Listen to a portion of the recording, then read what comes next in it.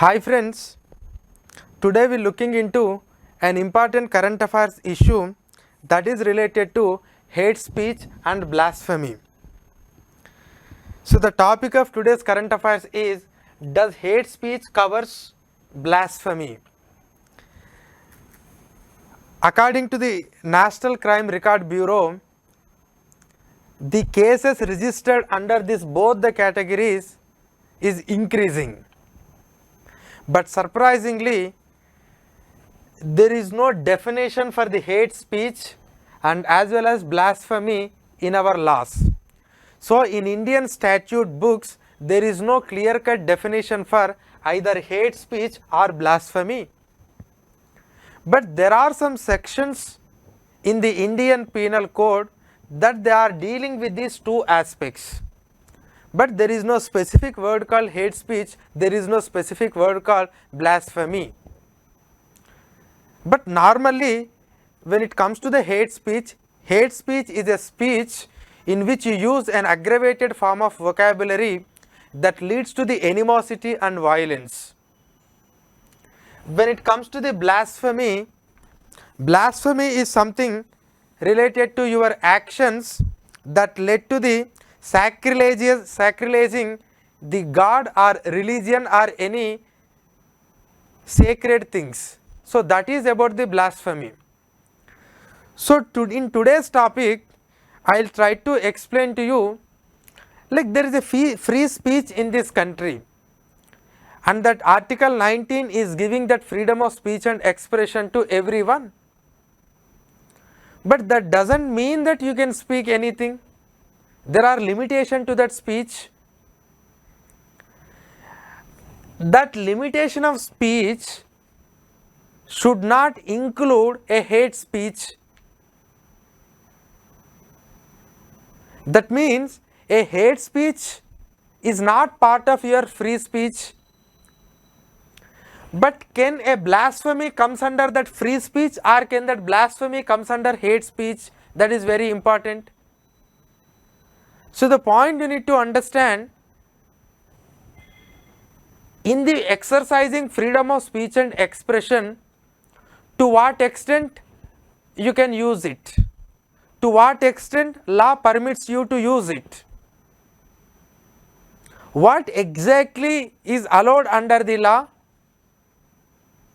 and when you are allowing, to what extent you can criticize, and what criticism comes under the freedom of speech and expression, what criticism not comes under the freedom of expression. Can we really have such a right to criticize? Those things we will discuss in this video. See, first of all, I will try to explain freedom of speech and expression, and after that I will come to hate speech, and after that I will come to the blasphemy. When it comes to the freedom of speech and expression, under Article 19 of the Indian Constitution in the fundamental rights, you have the freedom of speech and expression. And in this, under Article 19(1)(a), you have especially having that freedom of speech and expression. This freedom of speech and expression includes a right to express your opinion. It's not only in terms of a words of mouth, but also speech by way of writing, through the pictures, through the any other medium of expression. You have an every right to do that. So that means whatever the opinion that is there in your mind, you can express it freely. That right you have. That is not an absolute right. You can't claim like I can express everything whatever is there in my mind or whatever I want to express. No. But in the Article 19(2), there are some limitations to your freedom of speech and expression. Those limitations includes the security of the country, sovereignty of the country. That means if your speeches violate the security of the country, or if speech violates the sovereignty of the country, and if speech violates the integrity, it will become threat to the integrity of the country. and if it is become threat to the sovereignty of the country, and even if it affects the friendly relations with the foreign countries, and even if it is lead to the gross violation of public order. So public order means it is an aggravated form of law and order issue. Law and order means simple problem, but if that simple problem aggravates, you call it as public order. And if your speech violates the or disturbs the public order, and if your speech is not in accordance with the decency or morality that the society is following, and if you defame somebody, if you go for a hate speech, and if your speech is led to the contempt of court, under these categories you can't express your freedom of speech and expression. So you have an right to express your opinion in various forms, but it is not an absolute right. There are some limitations. You must exercise your right within these limitations. This is what Indian Constitution is saying about free speech. Every democratic society need this free speech. That is why in the fundamental right itself we have included this concept of free speech, and everyone will exercise this right, but there are some limitations. That limitation just now I have given. Now I will come to the word hate speech. I will come to the word hate speech. Okay, you have the freedom of speech and expression, but you should not use that freedom to express this hate speech. To express this hate speech, and unfortunately there is no definition what is hate speech, either in the constitution or in the statute. Nowhere we mentioned about what exactly this hate speech concept. But the hate speech was defined by the law commission after some time, but normally hate speech means there is no specific definition, but there are some provisions in the law. There are some provisions in the law like Indian Penal Code, which criminalizes your speech, your writing, your actions, your signs and your representation. Suppose if that writings, if that speech, if that signs, if that action instigate violence and spread disharmony between the communities and groups, that normally we consider it as the hate speech, and these are punishable under the Indian statute. So Indian statute has not defined exactly which one is hate speech, but Indian statute is considering some actions as criminal activity.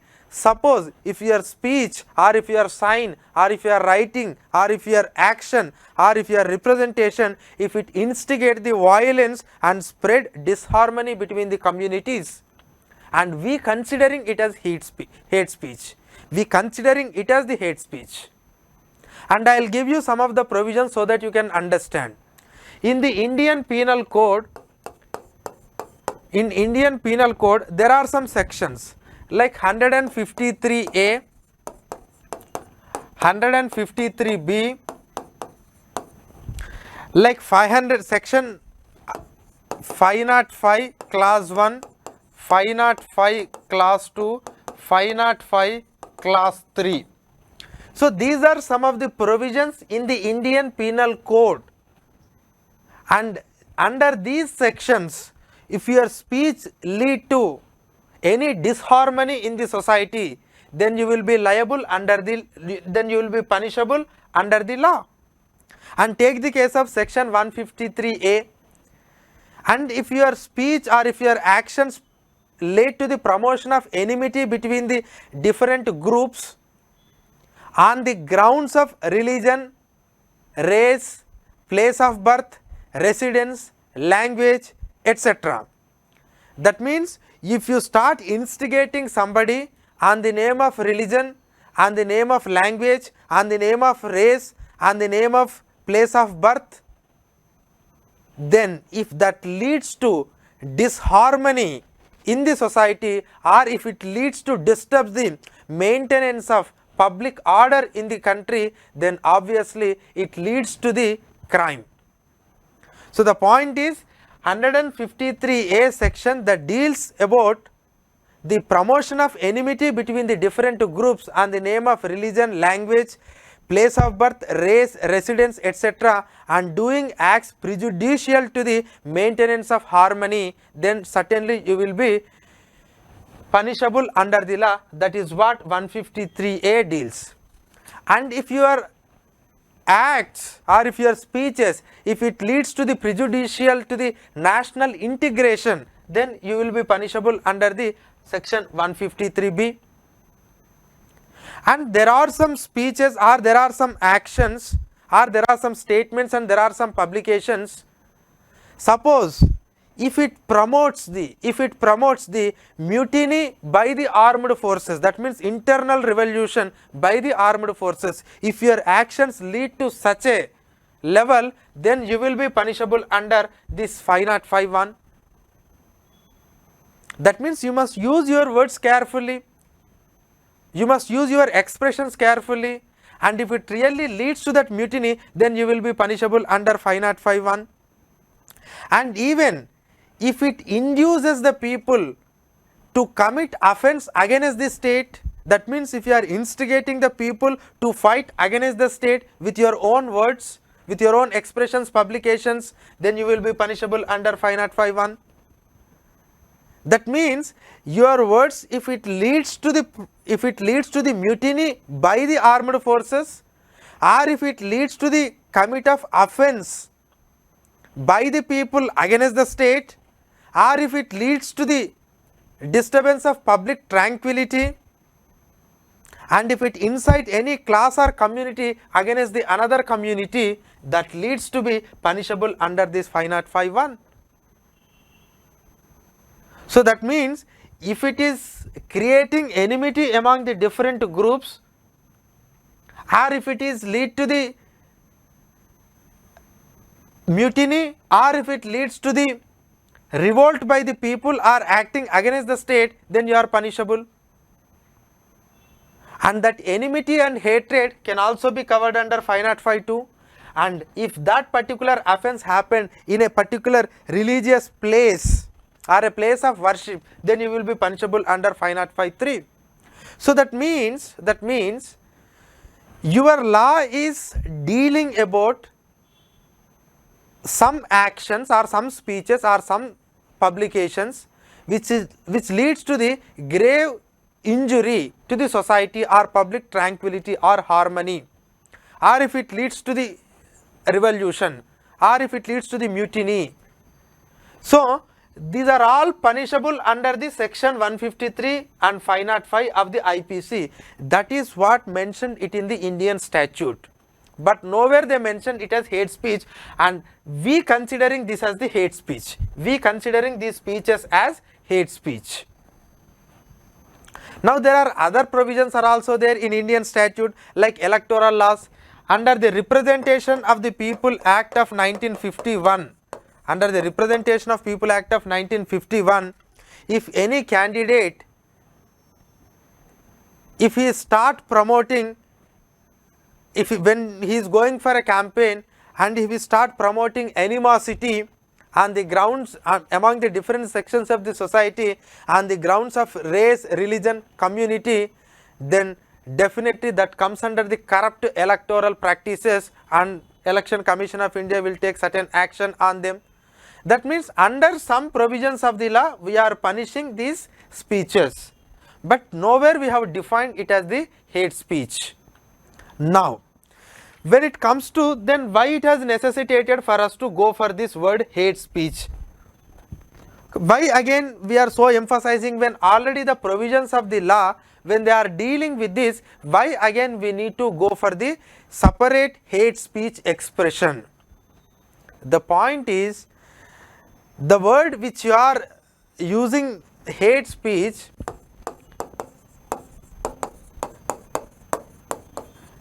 and under which sections that you are punishing, it is leading to the very vague interpretation, and that vague interpretation sometimes leading to the curbing of criticism. That is the reason why you need to define a special provision called hate speech. Because if you looking into the 153 or if you looking into 505, nowhere they mention like if it leads to the violence. They only mention if it promote the hatred or if it promote maybe prejudicial to the maintenance of harmony. They mention like if it is prejudicial to the national integration, or they say like if it is related to the incite any class or community against the other class. But the point is, when you are trying to define any particular speech, until and unless if it really leads to the gross violation of law or gross, it creates serious problems to the society, you cannot punish always. So that is why we are discussing about this hate speech. Some people are categorically saying like the interpretation which is there in the 153 and 505 is limited to only few aspects, but it is not, it is defined in a vague and it is defined in a particular sense, but certainly you need to have a hate speech definition in the statute books. So you need to make it so explicit, and Law Commission of India in its report has clearly defined what is this hate speech. According to the Law Commission, hate speech is generally an incitement to hatred primarily against a group of persons defined in terms of race, ethnicity, gender, sexual orientation, religious beliefs. And they are saying like it must lead to an incitement of violence or cause of fear or alarm. So that means there must be an incitement of violence. So incitement of violence, or it is cause of fear or alarm. So it must lead to, your speech must lead to this, and it must promote that hatred. So if it promotes the hatred and if it leads to, if it incites the violence, fear or alarm, then you must consider that speech as the hate speech. Because normally under the Indian statutes, when something is happening, obviously we are going and we are filing the cases under 143, under 505. Normally we are filing the cases under 153 and 505. The point is, does really whatever the words that I have spoken, maybe they are objectionable, but that objectionability, that doesn't mean that it really disturbs the society. But how can you define that leads to the disturbance of society? You must make it very clear, and Law Commission has made it very clear that if it leads to hatred, if it leads to inside the violence, if it leads to fear or alarm, then only you should consider it as a hate speech and you should punish them. Otherwise, the vague expressions sometimes lead to severe problems, and it is curbing the freedom of speech and expression. That is the argument of Law Commission. And it is not only the argument of Law Commission. Even there are some other committees like Mejbaro Committee, just I'll write.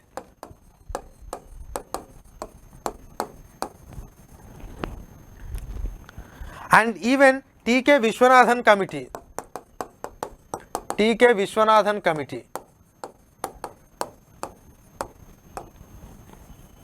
So both the committees are recommended that, yes, you need to add another section to this 153. We are discussed about 153A and 153B. But you need to add another thing, 153C. And Law Commission also recommended that you must go for 153C. And what you need to do in that, if any of your words or expressions or actions, if they are gravely threatening, if it is causing incitement of violence, fear or alarm, then those should be considered as a hate speech, and further there should be a severe penalty. Further there should be a severe penalty. But in otherwise you should think whether you can punish it or not. So that is what they mentioned. Now okay, you understood free speech, you also understood hate speech. Okay, hate speech not defined, but we are prosecuting under a particular sections, but that sections are vague, and law commission and other committees recommended that you need an explicit section for the hate speech. Okay, then what is this blasphemy and the role of blasphemy in this free speech and hate speech? See, I already told you blasphemy is something, actions or offense speaking sacrilegiously about the God or sacred things. If you do that, you consider it as blasphemy. But in Indian statute, nowhere we have described this word blasphemy. But there is a section in the IPC, we call it as section 295. This IPC section 295 is dealing with these religious aspects. And the section 295 says that whoever with deliberate and malicious intention of outraging the religious feelings of any class of citizens of India by words either spoken or written or by sign, insult or attempt to insult the religion or the religious beliefs of that class. So if you have a malicious intention and you are doing deliberately, either by using the words or by using the sign or by using the speeches or by using the any writings, and if you try to insult religion or the religious beliefs of that class, then you will be punishable under this section 295. That means you should not hurt the sentiments of other religion. It connotes the same thing. So that was punished under 295. Normally you are calling it as the blasphemy. Blasphemy means you are sacriléging. Your words, your actions are led to the sacrilege of a sacred things of a religion or religious beliefs, and you will be punishable under this. Now what happened is, I will try to connect this blasphemy with the hate speech. Now recently lot of severe activities or severe actions that some extreme groups are taking when people spoke against a particular religion, either it is minority or majority. The point is, if you speak something against a religion or religious beliefs, can you really punish them? Or can you punish the people only if that religious comments lead to the aggravated hatred and at the same time if it leads to violence? So you must have that compartmentalization. Should we really punish just because if someone speaks against something, or should we punish if it leads to any gross violence in the society? We must understand this.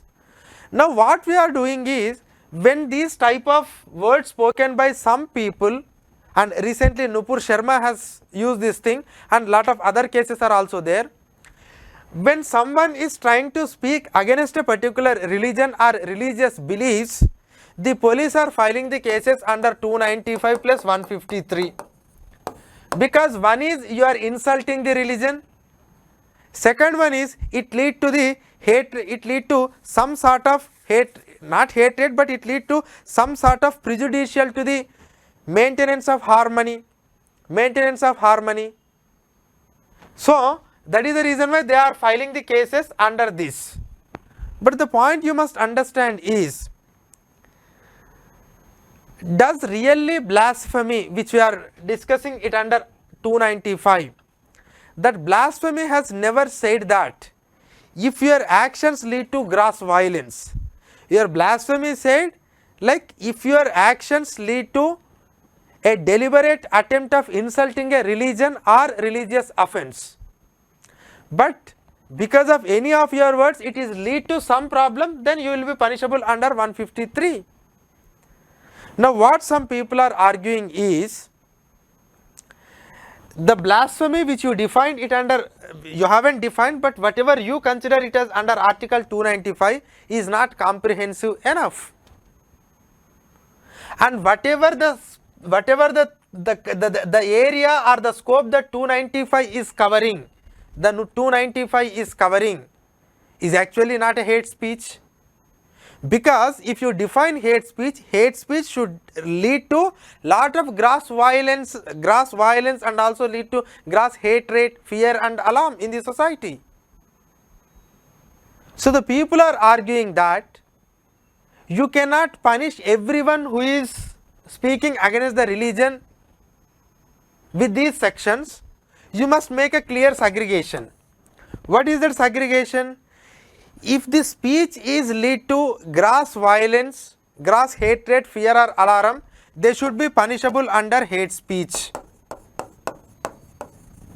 They should be punishable under hate speech. Then what will you do about this blasphemy 295?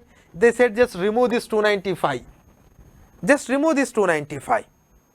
Why they are saying for removing 295 and go for this hate speech?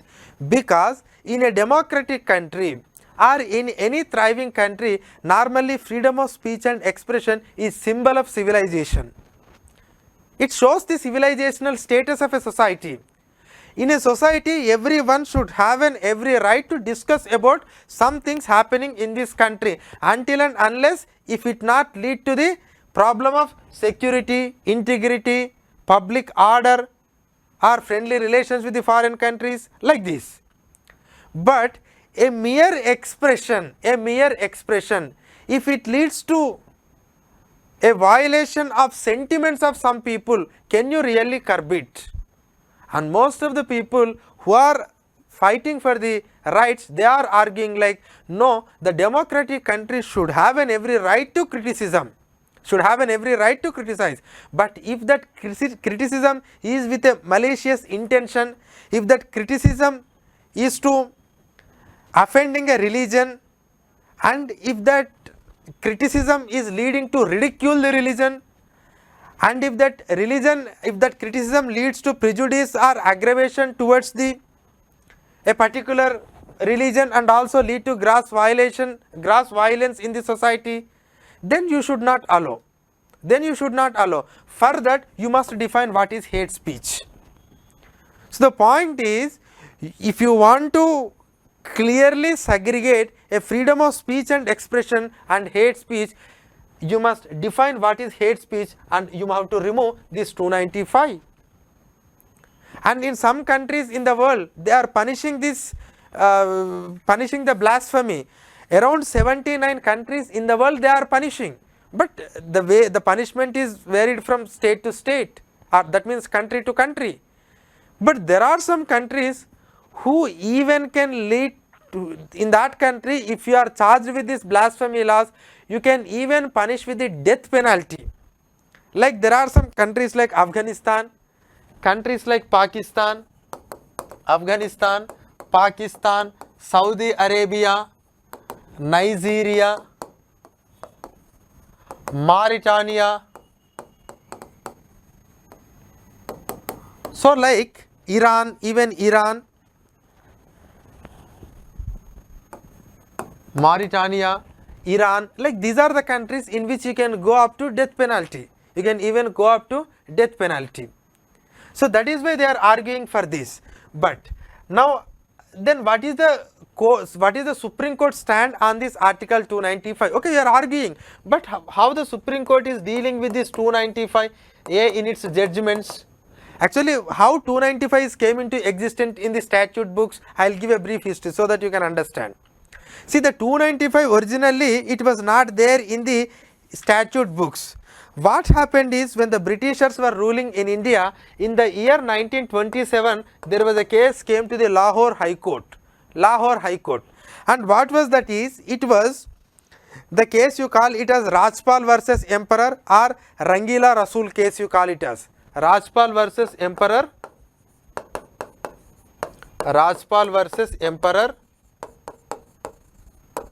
or Rangila Rasul case you have. So what is this? He is a person and he come up with a particular pamphlet which is sacrileging Muhammad Prophet. Then immediately when it comes to the court really surprised, because 153 is only dealing if it leads to hatred and other things. But the point is, this particular pamphlet, is it really leading to that level? Is it really causing that much damage that covers under Article 153? So they said no, because they in the 153 they mentioned about religion, but here he is not criticizing the religion, he is criticizing only religious person. That religious person was not mentioned in the law. So there was a serious question like whether 153 is covering a specific attack on a religious personality or not. So the High Court has not accepted. No, I can't punish him under 153. But again it has done the same thing. But next time when the case come, they have punished. Then we decided like, no, there must be a specific law. To deal about these religious things.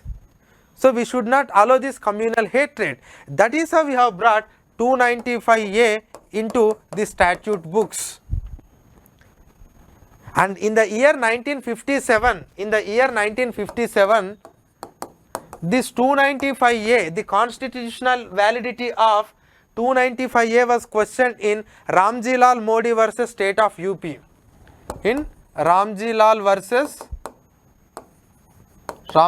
Modi versus State of Uttar Pradesh. This section was questioned. Then he said, then the Supreme Court judgment is that we have brought the law because there is a purpose to this. That doesn't mean that for every simple assault on religion you will punish. If that punishment, if that assault is so aggrieved, if it is so severe, then only you can punish under this law, that means 295, but otherwise you are not supposed to punish. So that means they put some limitations on application of 295A. And in the year 1960,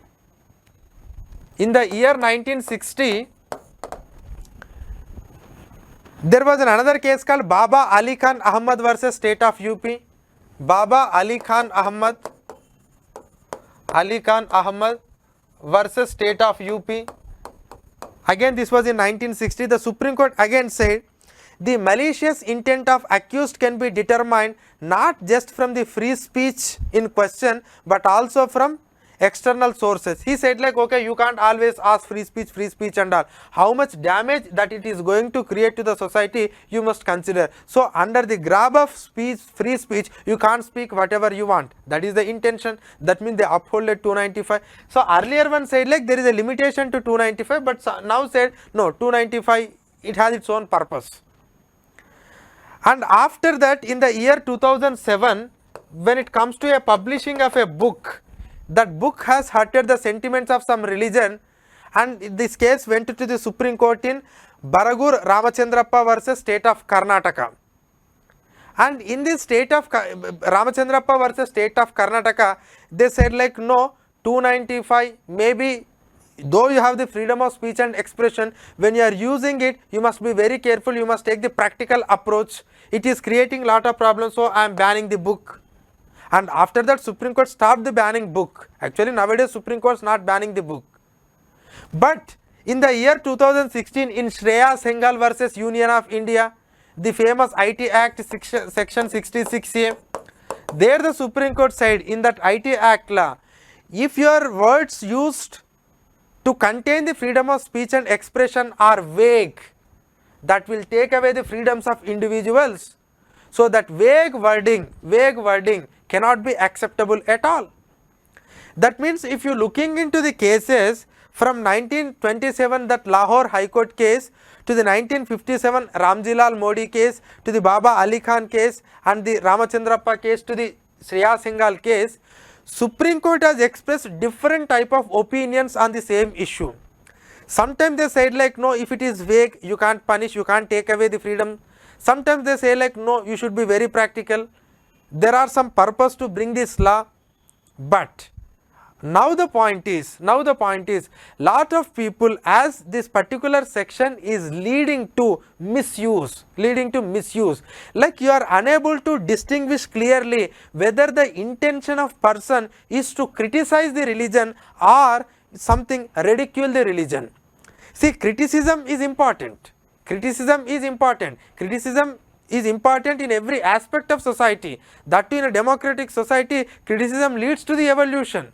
But if they are having a different intention, if that leads to the gross violation and it leads to the gross violence, then you can go for that. So for that you must bring a new hate speech definition under the statute, and some people are arguing, please remove this 295A.